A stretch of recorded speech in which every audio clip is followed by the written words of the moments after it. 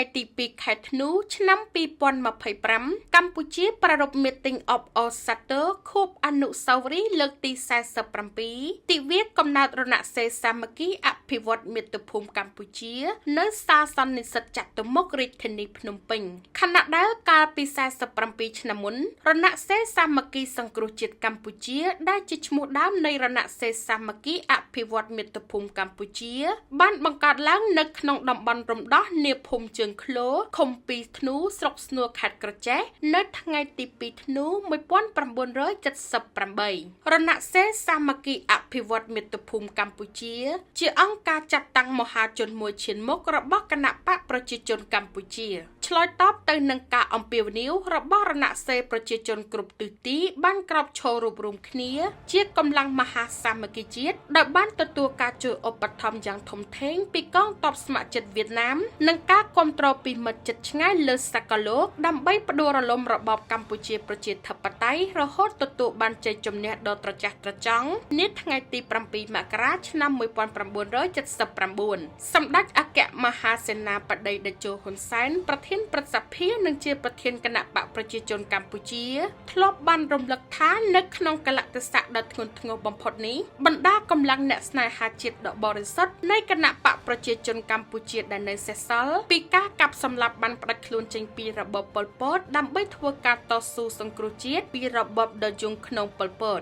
នៅថ្ងៃទី20ខែមិថុនាឆ្នាំ1977សម្ដេចតេជោបានចេញដំណើរភៀសខ្លួនទៅប្រទេសវៀតណាមដើម្បីស្វែងរកការជួយឧបត្ថម្ភក្នុងការតស៊ូរំដោះជាតិនិងការបង្កើតកម្លាំងប្រដាប់អាវុធសាមគ្គីសង្គ្រោះជាតិកម្ពុជានៅថ្ងៃទី12ខែឧសភាឆ្នាំ1978នៅថ្ងៃទី25ខែឧសភាឆ្នាំ1978កងទ័ពនិងប្រជាជនទូទាំងភូមិភាគបូព៌ាបានក្រោកឈរប្រឆាំងនឹងរបបប៉ុលពតក្រោមការដឹកនាំរបស់សម្ដេចហេងសំរិននិងសម្ដេចជាស៊ីមព្រមទាំងកម្លាំងតស៊ូប្រឆាំងប៉ុលពត3ភាគីទៀតការរួបរวมនៃកម្លាំងទាំង5ភាគីនេះបានផ្ដល់ឱកាសដល់ការបង្កើតរណសិរ្សសាមគ្គីសង្គ្រោះជាតិកម្ពុជានាថ្ងៃទី2ធ្នូឆ្នាំ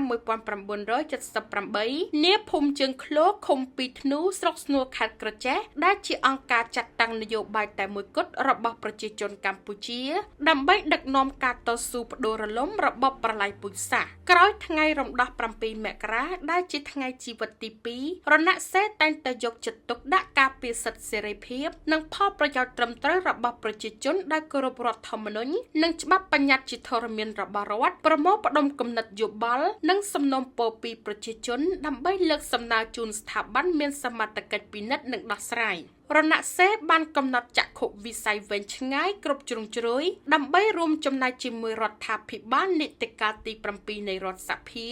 ដើម្បីធ្វើឲ្យព្រះរាជាណាចក្រកម្ពុជាក្លាយទៅជាប្រទេសមានចំណូលខ្ពស់នៅឆ្នាំ2050បច្ចុប្បន្នរណសិរ្សសាមគ្គីអភិវឌ្ឍមាតុភូមិកម្ពុជាគឺជាឈ្មោះប្តូរថ្មីនៃរណសិរ្សសាមគ្គីកសាងការពារមាតុភូមិកម្ពុជានិងបន្តវេនប្រពៃណីស្នេហាជាតិដ៏ថ្លៃថ្លារបស់រណសិរ្សសាមគ្គីសង្គ្រោះជាតិកម្ពុជាការប្រារព្ធទិវា2ធ្នូគោលបំណងរំលឹកឡើងវិញនៅទិវាជាប្រវត្តិសាស្ត្រនៃដំណើរចាប់ផ្ដើមរស់រានមានជីវិតរបស់ជាតិមាតុភូមិនិងប្រជាជនកម្ពុជានិងដើម្បីប្រកាសជាអលរឹកថារណសិរ្ស2ធ្នូមិនត្រឹមតែសង្គ្រោះយើងទាំងអស់គ្នាឲ្យចាក់ផុតពីគ្រោះមហន្តរាយនៃរបបប្រល័យពូជសាសន៍ប៉ុណ្ណោះទេប៉ុន្តែរណសិរ្ស2ធ្នូក៏បានរួមចំណែកយ៉ាងធំធេងជាមួយរាជរដ្ឋាភិបាលនិងថ្នាក់ដឹកនាំដើម្បីស្ដារកសាងនិងអភិវឌ្ឍសង្គមជាតិនៅគ្រប់ដំណាក់កាលធ្វើឲ្យមាតុភូមិកម្ពុជាប្រែមុខមាត់ថ្មីជាបន្តបន្ទាប់